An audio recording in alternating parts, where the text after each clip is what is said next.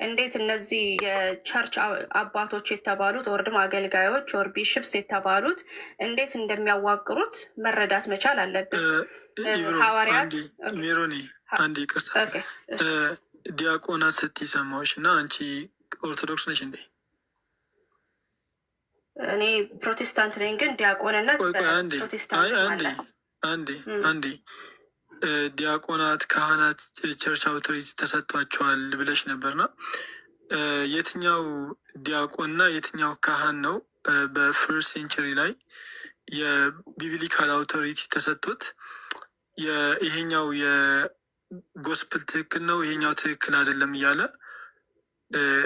አምላክ የሰጠው ፍቃድ የቱ ጋ ነው? ቢብሊካል አውቶሪቲ የቱ ጋ ነው የተሰጠው? ኦኬ እኛ ብለን የምናምነው ምንድን ነው? አንቺ ብለሽ የምታምኙ አይደለም። አንቺ ብለሽ የምታምኙ አይደለም። እኛ ክርስቲያኖች በመጽሐፍ አንቺ አይደለም መጽሐፉ አንዴ ሜሮን ይቅርታ እሺ፣ የአንቺ አረዳድ ሳይሆን ባይብሉ ወይ ደግሞ እግዚአብሔር አንቺ የምታምኘው አምላክ የቱ ጋ ነው አውቶሪቲ የሰጣቸው? አውቶሪቲ ተሰጣቸው ስትይ የሰጣቸው አካል ማን ነው ነው ለነዛ ሰዎች ገባሽ አለ ሰው አምላክ ባይብልን ኢንተርፕሬት እንዲያደርጉት አንቺ ለማታምኛቸው ዲያቆናትና ካህናቶች የሰጣቸው የቱ ጋ ነው ፍቃዱ የሰጣቸው? ጥሩ ስለ ትርጓሜ እያወራን አይደለም ማሂር፣ ስለ ትርጓሜን አይደለም ያወራ ነው። ስልጣን የሰጣቸው ኢየሱስ ክርስቶስ ነው ባጭሩ ማለት ነው። ማህሪ ለሐዋርያቶቹ አልሰጠም እንደ ይሄን ስልጣን ይምሮ አለ። ትቀጥላለህ? ቀጥል። እሺ አዎ፣ ይሄንን ለማወቅ ከፈለግ ደግሞ ማቴዎስ 28:18-20 ጋር ስትሄድ ስልጣን እንደተሰጣቸው ይናገራል ሐዋርያት። እሺ ችግር አለመጠየቅ ነው። ሐዋርያት ናቸው አራቱን ጎስፕል ይሄ ነው ብለው ያጸደቁት ወይስ አንቺ ቅድም ዲያቆናት ናቸው ብለሽ ነበር? አላልኩኝም። አይ ቤተ ክርስቲያን ውስጥ የተሰጡ አስተማሪዎች ሰጥቷል መንፈስ ቅዱስ ምንድን ነው ዲያቆናትን፣ ከዛ ደግሞ ሽማግሌዎችን እንዲያስተዳድር ህዝቡን ኦቨርሲ እንዲያደርጉ ኦር እንዲመሩ መንፈስ ቅዱስ ይሄንን ለቤተ ክርስቲያኑ ሰጥቷል ይላል። ኦኬ እኔ ሳይሆን ያልኩት መንፈስ ቅዱስ ነው የሰጠው።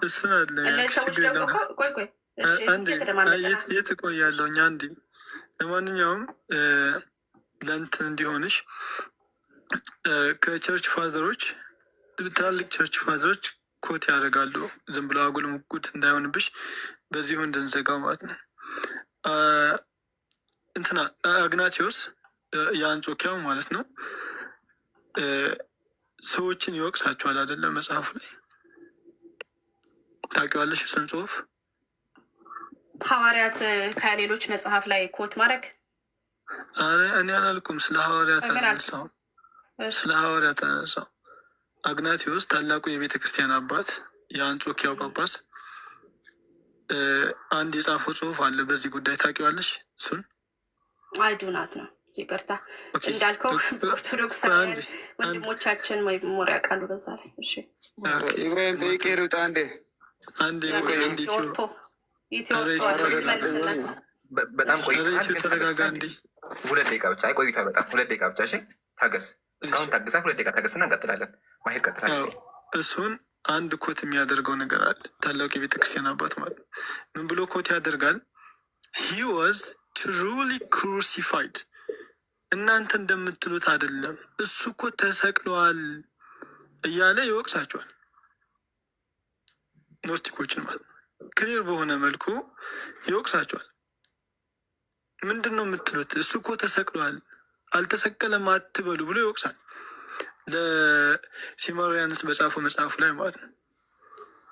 ሌላ ልጨምርልሽ፣ የኢራኒስ አሁን ከፍቶልሽ ነበር እግነሰረስ ላይ ያስቀመጠው ነገር ማለት ነው። ገባሽ አለ። በወንጌል ደረጃ ደግሞ የባርናባስ ወንጌል ይጠቀሳል። ሰው ምንድነው ጀነራላይዝ ሲደረግ በአንደኛው ክፍለ ዘመን በሁለተኛው ክፍለ ዘመን ሰዎች ነበሩ፣ ማህበረሰቦች ነበሩ። ቸርች ሂስትሪን የምታውቂ ከሆነ ዶሲታይሶች ግልጽ ማሳያ ናቸው። ኢየሱስ ክርስቶስ አልተሰቀለም ብለው ከሚያራምዱ አካላቶች ማለት እና የባሲለደስ እና የባሲለደስ ተከታዮችም ግልጽ ማሳያ ናቸው።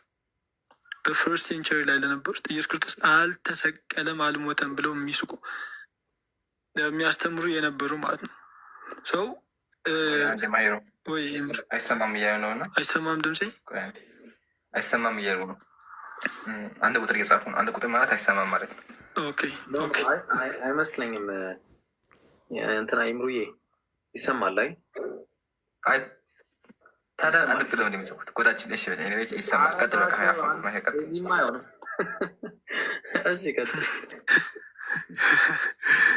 ለማንኛውም ምንድን ነው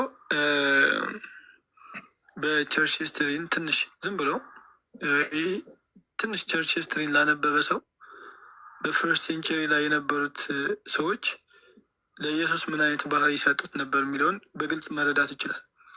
አሁን ያለው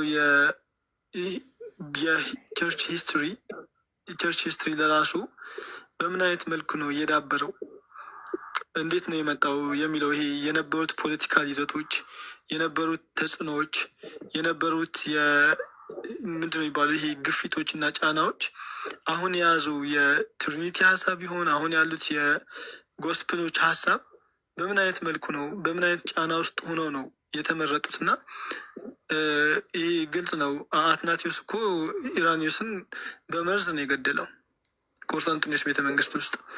እነዚህ ሰዎች አሁን ያለችን ቤተ ክርስቲያን በምን አይነት ፖለቲካል ይዘት ነው ያመጧት የሚለውን ትንሽ ላነበበ ሰው መረዳት ይችላል።